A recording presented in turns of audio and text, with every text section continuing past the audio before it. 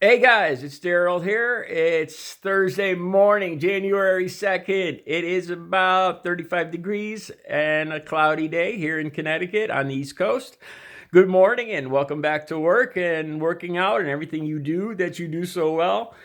All right, I'm rolling right into this video from my last video because I did more research on Iran, Iraq, the embassy, the situation.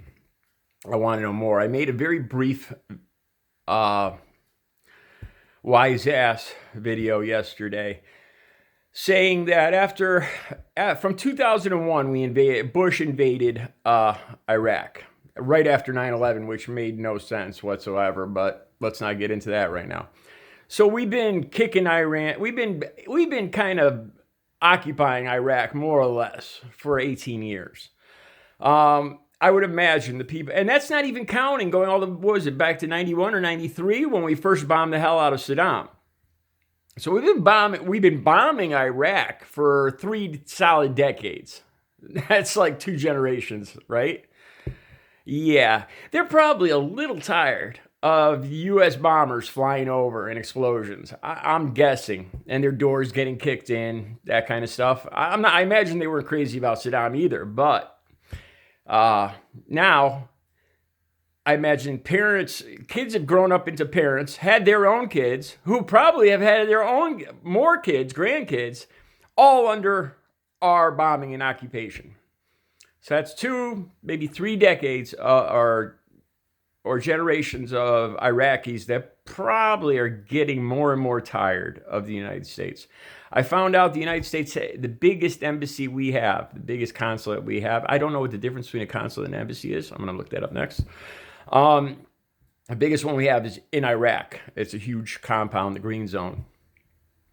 Mind you, I've never been a soldier. I've never been to Iraq. I've never talked to an Iraqi person. This is just purely my opinion, a guy sitting here in Connecticut. Just take it or leave it. Do what you will with it. My video, I had to read up on these contractors. Okay, now apparently this is what I read between the lines. We got contractors over there that are teaching the army how to keep Iran out, basically, to keep their religious views and all their type of government out. I'm assuming they're on the border. So I imagine there's tensions between Iran and there's always been tensions between Iran and Iraq. Apparently, and now keep in mind too, this is important too. First thing Trump does is cancel the nuclear agreement we have with Iran and impose wicked hard sanctions, trying to cut off them selling oil, which is how they make any money.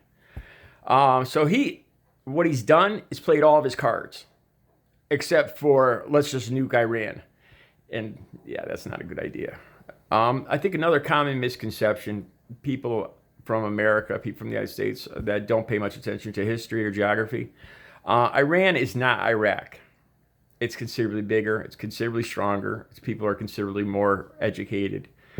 It's got a much higher economic. It's a different country than Iraq. Fighting Iran would not be as the same game as when we went into Iraq. It would not be that kind of situation. It would be a nasty, bloody war. Nasty, bloody war. And no, I don't think we can just go in there and nuke Iran unless they nuke somebody first, and then we're talking about World War III. All right, so anyway, these contractors right on the border, all right? Iran's been firing missiles at them. And I'm not taking sides here, but you got tension, man. You got one side arming itself and teaching people to fight against the other side on both sides. So yeah, you're going to have fucking tension. Eventually, one of these missiles killed a U.S. contractor and injured 3 of our servicemen. And what our servicemen are still fucking doing there 18 years after 2001, I don't know. I don't know.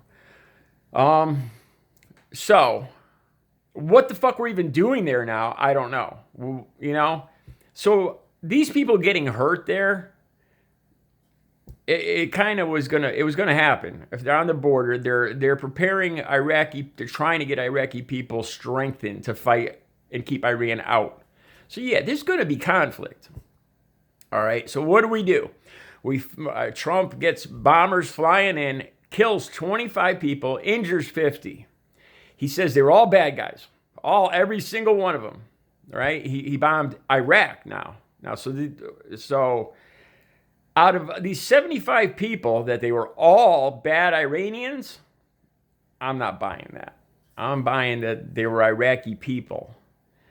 And Iraqi people are probably getting pretty fucking sick and tired after all these 3 decades of American bombers dropping bombs on their country, kicking in their doors, etc., etc. So the embassy gets overrun. Down with America again. Flashback to 79. I was alive in 79, and I remember the takeover in Tehran, man. I remember Khomeini. No, was it Khomeini? No, the Ayatollah. Ayatollah. Anyway, if you were alive in 79, you know what I'm talking about. So, Trump is in a fucking hard... He got himself wedged in an ugly spot right now. So, do you see pictures of this embassy? Apparently it's huge, but parts of it are a mess. Painted with "I hate America" graffiti. It's kind of understandable, man. Look at it this way. If somebody bombed, you try to put yourself in their position. All right? So it gets overrun. And now every day, this anger around the embassy is getting bigger. Now, this is the thing I'm trying to discover. How many people are still in this green area? How many Americans are still in this embassy, this consulate, this green area? I don't know. The articles I read brought up a good point. These people are going to have to be brought out by fucking helicopter, and that is not going to look pretty. It's going to bring back pictures of Tehran and Vietnam, and Trump has got himself in an ever-worsening position here. If he attacks Iran, he's going to start a fucking war in an election year. The price of oil is going to fucking skyrocket, and our economy is going to fucking crash. Not a good look on an election year. And sending troops back overseas, yeah, not what he wants. Here's where he got himself painted in a corner. He went right in, and instead of using some kind of diplomacy or leverage, he used all of his chips. He ripped up the agreement, the nuclear agreement, ripped it up, right? And imposed sanctions. Those were his bargaining chips. So what leverage can he use now other than all-out war? He has none. Iran has no incentive to do anything we want. Matter of fact, they're pretty fucking pissed, and as would we would be. He went in and just tore up the fucking agreements and said, fuck you. And you know what? We're not even going to let you sell oil no more. People could starve and do without medicine, and fuck you. So, and now, see, Trump didn't think, they'd have any leverage to fight back. But apparently they do with this embassy shit, because it ain't making him look good, and it's going to get a lot worse in the following days. He has no chips to use now. He has no leverage against Iran except war. And as I just said, war is not a fucking pretty picture for Donald Trump right now. As these groups grow ever bigger each day outside what's left of this green zone embassy that we had in Iraq.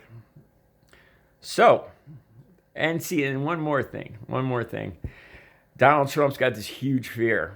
He immediately flew in the Apaches and all this shit because he's terrified of looking like Hillary. Because, God knows he fucking threw Hillary under the bus for the Tripoli thing.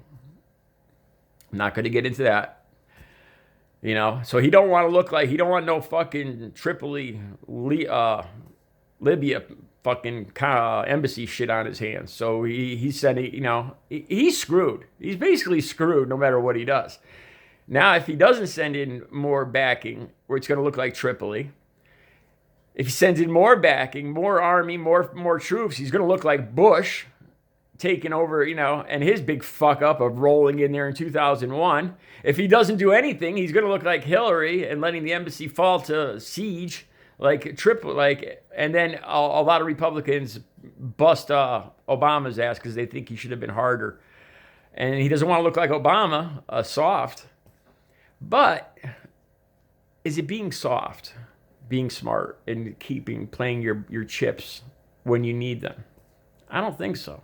I don't think that's stupid. I think that's a very smart move, like Obama did. I don't see him as being a pussy. I see him as being a very smart man and not knowing how to negotiate. Because look at Trump now. What chips does he have besides a gun barrel and a bomb? He has none. He threw them away as soon as he took office. He threw them away and got nothing in return, and just kicked the fucking hornet's nest. Got nothing in return for those chips. Not the best business, man. All right, that's all I got to say about that for today. My opinion. Let me know what you guys think. Have a good Thursday.